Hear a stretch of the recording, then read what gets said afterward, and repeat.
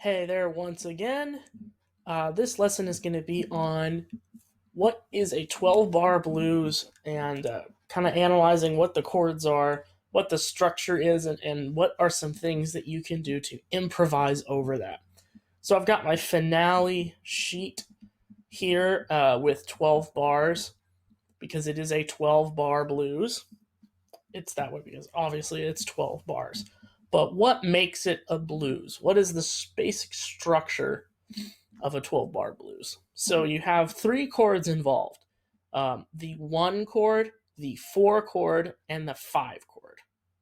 So the one chord is, let me show you here, is a chord that is based on the first degree of the scale, and it's a seventh, and it's a dominant seventh chord. Remember how we were talking about dominant seventh chords in my TPA video, right? So you guys should know what a seventh chord, dominant seventh chord is. So this is a one chord. What the one chord looks like: you got your B flat, you got your D, you got your F, you got your A flat right there. So we're in concert B flat. This is treble clef. I'll move it over to bass clef if you guys need to at the end here. So there is our B flat 7, which is the one chord. Why is it the one chord? Because it is based on the first scale degree of the key, which is B flat. So let's go ahead and write in our first chord symbol, which is B flat 7. Okay, and it looks like that. So the first four bars of a 12 bar blues are all B flat 7. So that's B flat 7, that's B flat 7, and that's B flat 7. Okay? That chord goes through these whole bars right here, all these four bars. So now you get to bar 5, and now you have the 4 chord. And when I say 1, 4, and 5, we're talking about Roman numerals instead of numbers. But it really doesn't matter. What is the 4 chord? Is the chord, the 7th chord, that starts on the 4th degree of the scale, which is E flat. So let's go ahead and write that in. So we've got E flat. Let's put it down here. E flat, G, B flat, D flat. So that's kind of why a lot of people say you should use the blues scale when you play over a 12 bar blues, because with your blues scale, that's where this minor third comes in, is in the 4 chord, right? Creates that like minor third from the tonic, from the 1 chord, right? So if we're right here and we just have our 1 7 chord, you've got the D natural, but over here you've got a D flat. And so that's going to come in later when we talk about maybe how to play over some of this stuff. So let's go and write in our E flat, not E flat, just normal E flat. E flat 7, E flat 7. How does it do that? I don't know. So that's just for 2 bars. So that's bars 5 and 6, and then bars 7 and 8, we go back to B flat 7, B flat 7, right? And this is just like this, so I'm not going to write it there again because you guys know where it is. So now what happens in the last 4 bars? Well, now we are introduced to the 5 chord, which is called the dominant chord. Even though it is a dominant 7th chord, it's a dominant to tonic function, which is why it's called dominant 7th, because it supposedly should resolve from the 5 to the 1. But in this case, this is a 5 chord. These are all 7th chords anyway. So you have a 5 chord, which is built off the 5th degree of the scale, a 7th chord built off the 5th degree of the scale, which is F, and go up a third A, go up a third C, and E flat.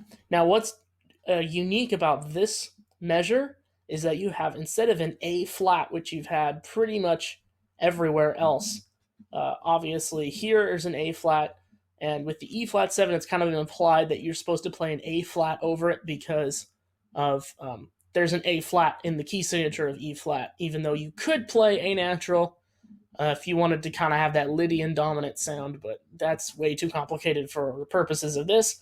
But for measure 9, you make sure you want to play an A natural because that's the leading tone that's going to get you back to B flat. Okay, so that's measure 9. Now let's go to measure 10. Let's fill that chord symbol in there first. This is F7. And here, we don't go back to B flat. We go to E flat 7 for 1 bar. And then we go to B flat 7. And then B flat 7 again. Sometimes there's another 5 chord right here to bring you back here, but that doesn't happen all that often if it's just a traditional blues. If it's a jazz blues, like a bebop blues, then that's not what it is, but we're not working on that either. So let's go ahead and fill in our E flat 7.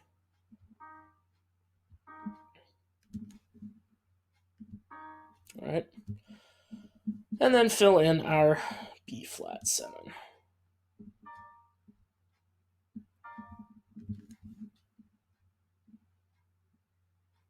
Go thing. There it goes. All right, and that's the same for this measure also. So that's what our 12-bar blues looks like in chord structure, and which is pretty much a lot of the tunes you guys play in jazz band is basically this. Like boom boom is this, right? You guys played boom boom. That's this. There's probably other ones that you guys have played that are basically this 12-bar blues form. It's very, very common, and there's all sorts of mutations and adaptations of this. There's a bebop blues where instead of 4/5, you have a 2/5 right here. There's bird blues, which basically is the same thing as a bebop blues, but this is all 2/5s in everywhere, which is pretty cool. But it's all of it's basically this 12-bar blues form here. So I'm going to point out, I already did point out some of the things you could do, but there's some things you could do to more effectively solo over a 12-bar blues. And the first thing is you want to kind of avoid playing D flat here. I mean, you can, but see, in the chord, you have a D natural, right?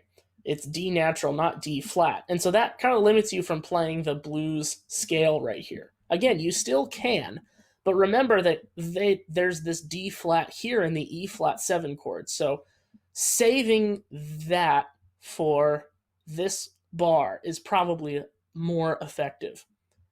So I would just go, if I was soloing with this, the sound that I kind of really like is a sound where you are basically emphasizing, let me write it for you. You're kind of emphasizing the tritone in the 7th chord, in the B flat 7 chord, the natural tritone, which a tritone is in between a 4th and a 5th.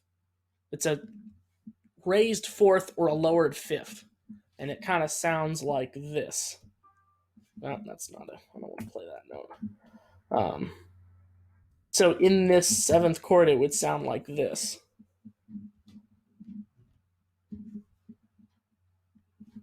Let me think here. You've got an A flat, right? A flat, and then you got a D, right? Da, da, da, da, da, da, da. It's a tritone. So a cool thing to do is emphasize that tritone. I can show you some things on the saxophone here in a second that you might be able to do with that. But emphasize that tritone sound with the A flat to the D natural. That sounds pretty cool. And you're still playing the major third, but then you're also kind of having that crunch in there, which it sounds pretty cool over that, I think. And you can do the same thing with the E flat. The E flat 7 chord also, it just depends on what you kind of want to do. But here you can kind of break out the blues scale. So in these 2 bars, think, okay, now I can play the blues scale. So, like, the blues scale is something that you can use, but if you use it sparingly, it's a little bit easier. It's not, or not easier. It's a little bit more organic. It sounds better. It's not like you're just rambling on the blues scale forever. You have an intent by what you're doing. So this is cool that you can use the blues scale right here, and then right here, these B flat 7 chords, bars 7 and 8, obviously come back to this. Come back to this, this sound over here, whatever you were doing over here. So now for the last 4 bars are a little bit more complicated. I already was talking about this with the A natural. With this F7, the most important thing to make sure that you sound like you're playing within the changes is to play this A natural right here. Don't play A flat, because then you're just going to sound lame. You're going to sound like you don't know. Stupid thing. You're not going to sound like you know where you are in the changes, and you're just rambling. So that's a really important one. Make sure you hit that leading tone, that A natural right there. And then right here, you can kind of just do whatever and kind of resolve whatever idea was going on over here. I mean, obviously, if you want to be really, really in, you could make sure to hit that blues scale again here, and then hit that, natural tritone in there sound again right here. So let me go ahead and get my horn out and kind of demonstrate what that can kind of sound like. Okay, now that we've got our saxophone here in our track, I'm going to show you a little bit of what I was doing in this solo and break it down for you and how you can use it in your own playing and how it relates to this that we were just looking at. Okay?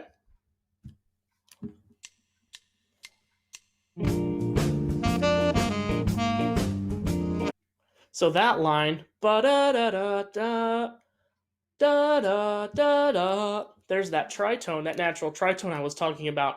And again, that's where I'm emphasizing that. Let's hear it again.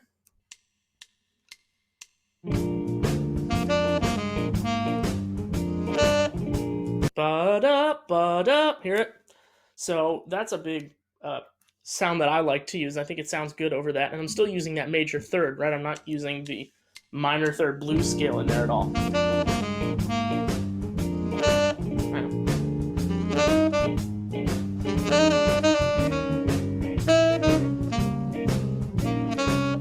So there was the blues scale on beats 5 and 6, right? Because I could hear that the chord shifted from B flat to E flat, and I made the decision, I'm going to use the blues scale now because it has that minor third in there.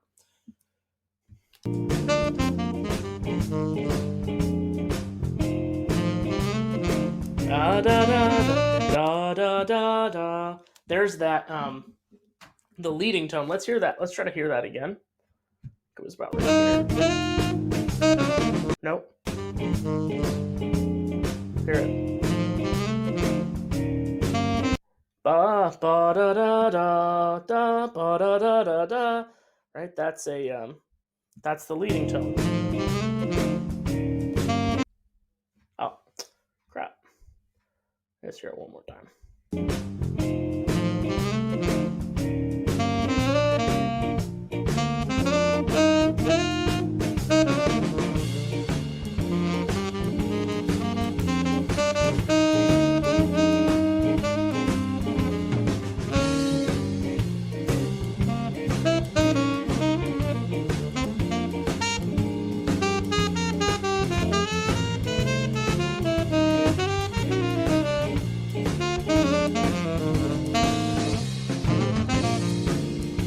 My best solo I've ever done, but let's hear that second chorus.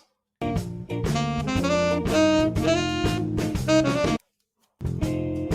da, da, da, da. See how I repeat that line right there too? That's something you can use.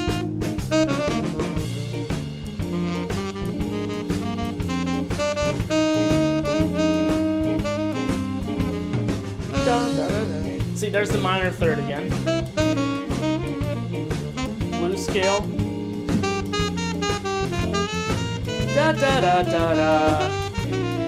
So that one I was playing in that F7. Let's hear that one more time on that F7. I think it was right there.